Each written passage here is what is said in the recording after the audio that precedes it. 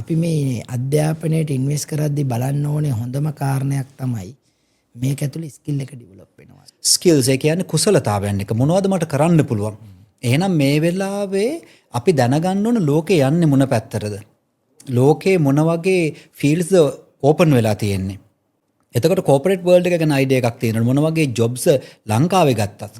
දැන් අපි දකිනවා අපි වුණත් මේ මිස්ටේක් එක කරානේ.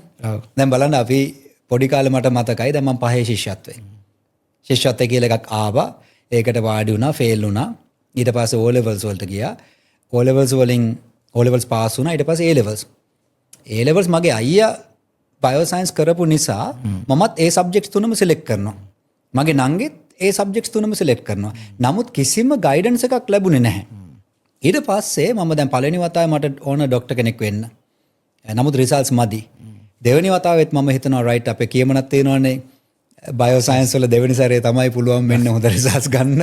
ඉතින් ඕකත් ඔළුවේ තියාගෙන second attempt එකේදී බලනවා ඒත් මදි රිසල්ට් එක. ඊට පස්සේ හැබැයි third time මම A levels කරනකොට මට තේරෙනවා මම ડોක්ටර් කෙනෙක් වෙන්න මට ඒ සුදුසුකම නැහැ. මම ඒ කියන්නේ A level එකේ කෙනෙක් නෙවෙයි කියන එක. හැබැයි මට ටාගට් එකක් එනවා මොකක් හරි යුනිවර්සිටි එකකට යන්න ඕන ලංකාව ඇතුල් වෙන්න ඕන. හැබැයි ඒ මොකක්ද කරන ඩිග්‍රී එක?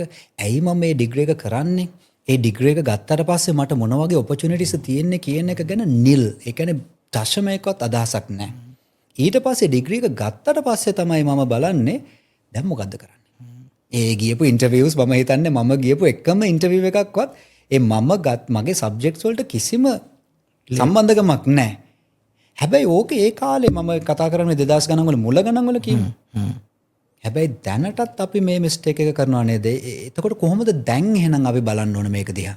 ඔව් හරි හොඳ ප්‍රශ්නයක්.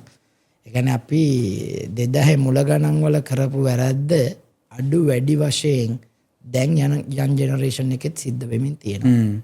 අපි කරියර් එක ඩිසයිඩ් කරන්න හදන්නේ A level exam එකත් ඉවර වෙලා යුනිවර්සිටි ඩිග්‍රී එකත් ගත්තාට පස්සේ. මම හොඳ එක්සැම්පල් එකක් ඔකට කියන්නම්. ගොඩක් අය එනවා ෆ්‍රෙෂ් ඩිග්‍රී එකෙන් බැචලර් ඩිග්‍රී එකෙන් පස්සේ ඉන්ටර්විව්ස්. හිතන්නකෝ ටීචර් කෙනෙක් විදියට ස්කූල් එකක් එක්ක ජොයින් වෙන්න ඉන්ටර්විව්ස් එනවා කියලා. එතකොට එයා ඉන්ටර්විව් එකට එන්නේ ඇයි? එයාට එඩියුකේෂන් ක්වොලිෆිකේෂන් එක තියෙනවා. මොකක්ද එඩියුකේෂන් ක්වොලිෆිකේෂන් එක? බැචලර් ඩිග්‍රී එකක් තියෙනවා. ඒ නිසා එයා හිතනවා මට ටීචින් කරන්න පුළුවන් කියලා. හැබැයි ඉන්ටර්විව් එකට ඇවිල්ලා ඉන්ටර්විව් එකට ෆේස් කරද්දී ලෙසන් එකක් දීලා උගන්වන්න කිව්වහම උගන්වන්න ගියාම එයාපත් වෙන අපහසුතාවයත් එක්ක තමයි එයා රියලයිස් කරගන්නේ ටීචර් කෙනෙක් වෙන්න හොඳ ස්කිල් එක මං ගාව නැහැ නේ. ඉන්ඩස්ට්‍රි ලෙවල් එකෙත් උහුමයි.